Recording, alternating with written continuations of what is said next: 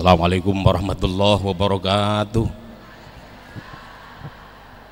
Bismillah walhamdulillah wassalatu wassalamu ala rasulillah Sayyidina Muhammad ibn Abdillah wa ala alihi wa ashabihi wa man tabi'ahudah.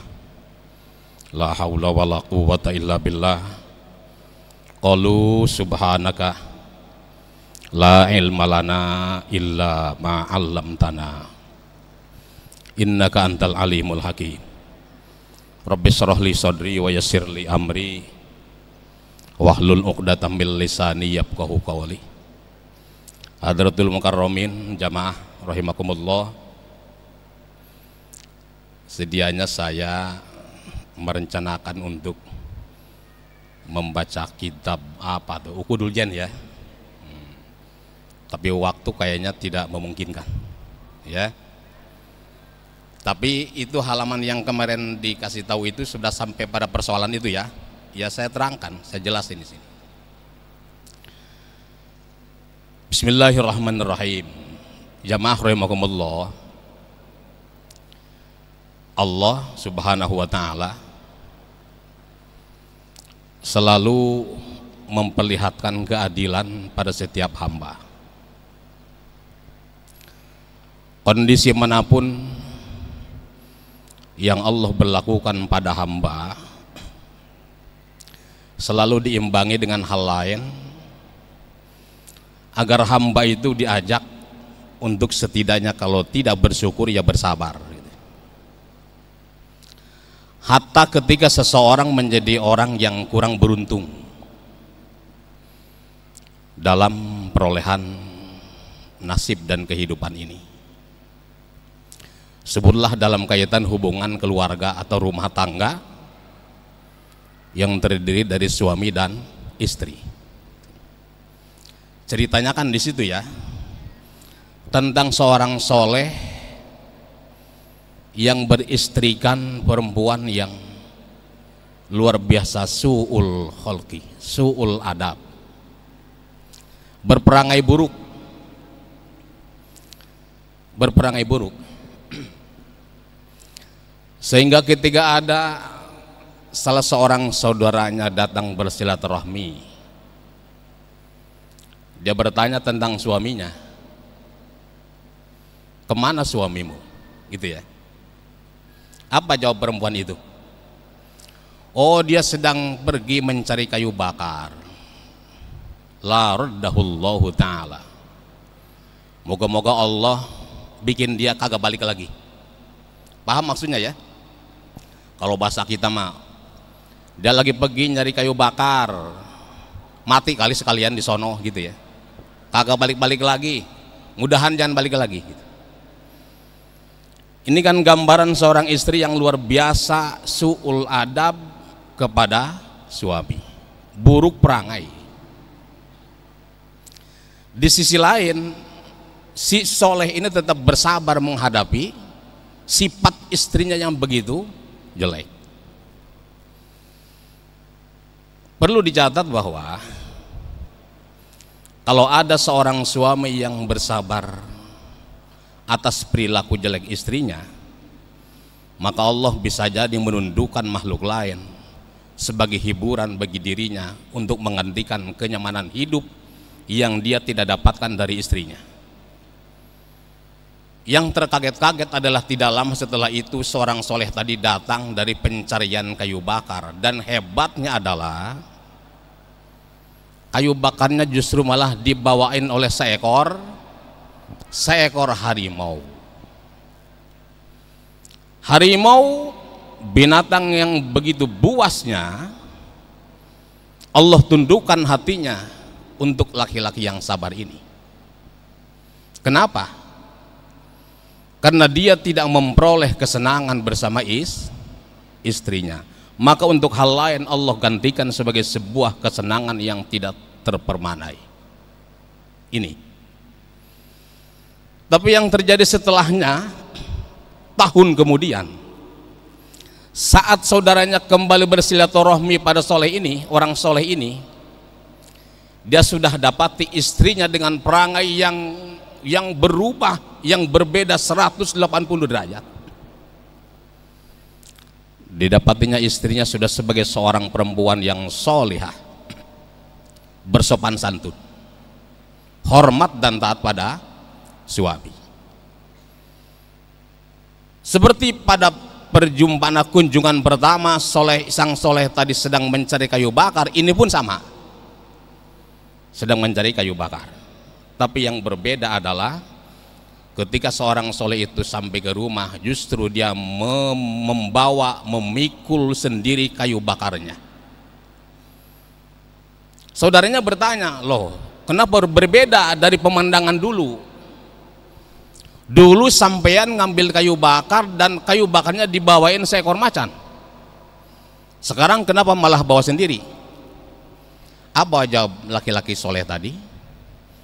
Istri saya yang dulu itu telah meninggal dunia, dan Allah menghadirkan perempuan lain sebagai perempuan yang solehah. Saya terus terang merasa nyaman hidup bersama yang solehah ini. Tapi kenyamanan itu tidak didapati di tempat lain, sehingga pada saat saya harus mencari kayu bakar, saya harus menanggungnya sendiri. Ibu-ibu, apapun kondisi hidup kita harus terima dengan sabar. Oke? Zaman Rasulullah Sallallahu Alaihi Wasallam, ada sekelompok orang-orang fakir datang curhat ke hadapan Rasulullah Sallallahu Alaihi Wasallam. Ya Rasulullah, dhahabat dusur bil ujur. Orang kaya itu kayaknya enak hidupnya gitu. Jadi orang kaya itu hidupnya enak. Yusalluna kama nusalli, mereka sholat, kami juga sholat. Wa yasaumuna kama nasumu, mereka puasa, kami juga puasa. Tapi wa yatasaddaquna bipuduli amwalihim, mereka bisa bersedekah dengan kelebihan hartanya, cuma kami lantaran tidak punya harta, tidak punya sedekah. Gitu loh ya. Jadi ini ceritanya sedang memperbandingkan hidup dia dengan hidup orang-orang yang berkecukupan. Kan enak nih orang kaya, dia sholat juga, dia puasa juga, tapi dia bisa sedekah. Giliran kami yang miskin cuman bisa sholat, bisa puasa, giliran sedekah kagak bisa. Lalu cara bagaimana kami bisa menyamai rekor perolehan pahala mereka? Gitu loh. Apa jawab Rasulullah Sallallahu Alaihi Wasallam? Tidakkah kalian pikirkan andai kata Allah menyediakan beberapa hal yang nanti bernilai sedekah buat kalian? Likulli tasbihatin sodako, wa takbiratin sodako, wa tahmidatin sodako, wa tahlilatin sodako. Tolong dengar oleh kalian.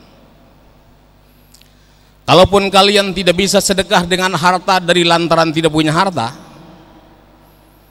setiap kali kalian bertasbih maka akan bernilai seperti sodako. Tasbih, gimana kalimat tasbih? Gimana?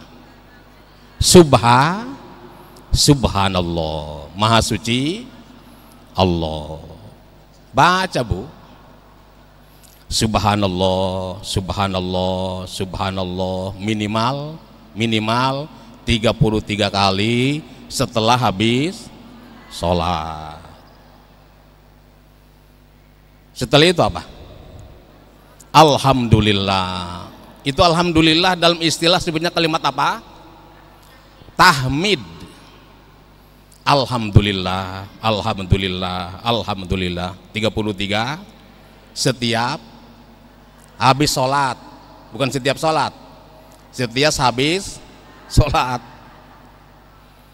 Tambah lagi dengan takbir, Allahu Akbar, Allahu Akbar, Allahu Akbar, 33 setiap habis sholat. Tambah tahlil, gimana tahlil? La ilaha illallah, minimal 100, 33 100 tiap habis Jadi kalau satu hari dapat 500, banyak ya. Itu semua akan bernilai seperti sodakoh bagi orang yang tidak bisa sodakoh dengan harta. Selalu ada kompensasi yang Allah sediakan buat menyamai rekor orang-orang yang punya banyak cara menambah pahala. Gimana kalau begini? Orang kayanya baca juga, nah dia sholat juga, dia puasa juga, dia sodakoh juga, dia baca juga yang tadi tasbih, takbir, tahmid dan tahlil. Gimana? Tetap pahalanya Allah lipat gandakan buat orang-orang fakir. Ibu, kalau ada orang kaya rajin beribadah, ini wajar. Kenapa? Kagak mikirin yang lain-lain. Hidup udah enak, ya kan? Tempat tinggal nyaman, duit ada, apalagi nih, pokoknya lah fasilitas serba ada. Jadi kalau dia masuk pada ibadah, pelaksanaan ibadah, oh jelas wajar. Tapi orang fakir, dia sedang ibadah, entah itu ngaji, entah itu sholat dan lain-lain, boleh jadi sambil dia ibadah, sambil hatinya mikirin di rumah ada beras apa kagak. Lagi ngaji, dengerin ceramah, pikiran kan bisa terbagi. Bisa jadi lagi mikirin juga, anak gue jajan enggak hari ini.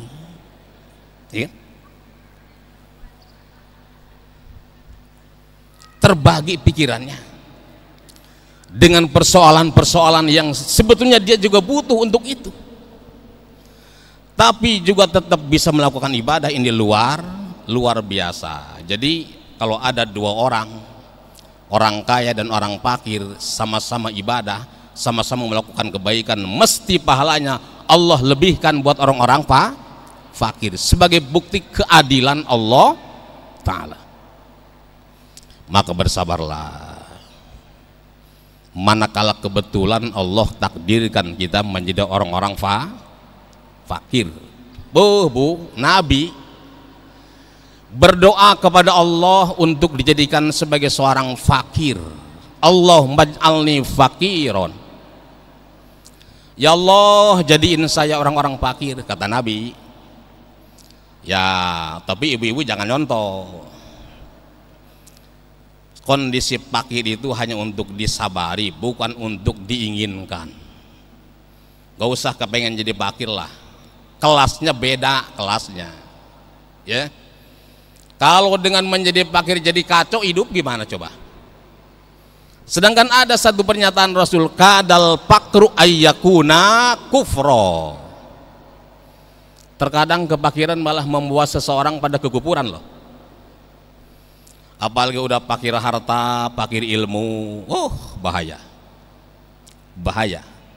Walaupun fakir itu luar biasa nilainya di sisi Allah Ta'ala, tapi untuk kelas kita nggak usah sekali-kali ngedoa pengen jadi orang fakir.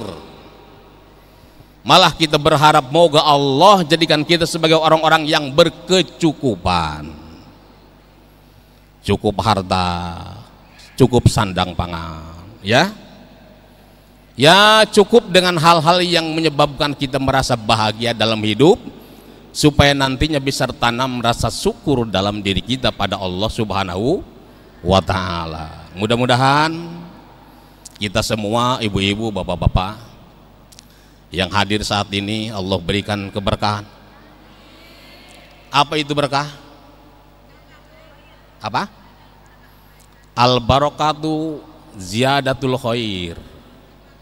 Berkah itu adalah hidupnya semakin hari semakin baik, semakin hari semakin. Jadi berkah itu tidak harus banyak ya. Berkah itu walaupun sederhana dan sedikit, tapi cukup untuk hal-hal yang sekiranya perlu dipenuhi. Itu berkah namanya. Sehingga tidak ada nilai yang melebihi nilai keberkahan. La syai'a ba'dal barokah. Orang kalau sudah sampai Allah tempatkan di tempat keberkahan, ini luar biasa. luar biasa ya. Kita mohon sama Allah Ta'ala setiap saat, moga Allah berikan keberkahan itu, berkah umur, berkah harta dan lain-lain. Itu saja saya kira yang dapat saya sampaikan. Mohon maaf jika ada hal-hal yang salah dan keliru. Mari kita menengadahkan tangan berdoa pada Allah Subhanahu wa Ta'ala, moga Allah buka pintu ijabah buat kita semua. Allah manfa'na bima 'allamtana wa 'allimna ma yanfa'una warzuqna ilman yanfa'una.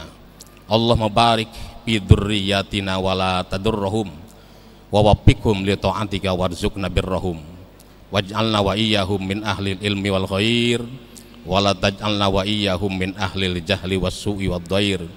Rabbana ighfir lana dzunubana wa liwalidina warhamhum kama rabbawna shighara wa li jami'il mu'minin wal mu'minat wal muslimin wal muslimat al ahya'i minhum wal amwat. Rabbana atina fid dunya hasanah wa fil akhirati hasanatan wa qina adzabannar. Wa sallallahu ala sayyidina Muhammad wa ala alihi wa sahbihi wa sallama walhamdulillahi rabbil alamin. Amin. Wallahul muwaffiq ila aqwamit thoriq. Wassalamualaikum warahmatullahi wabarakatuh.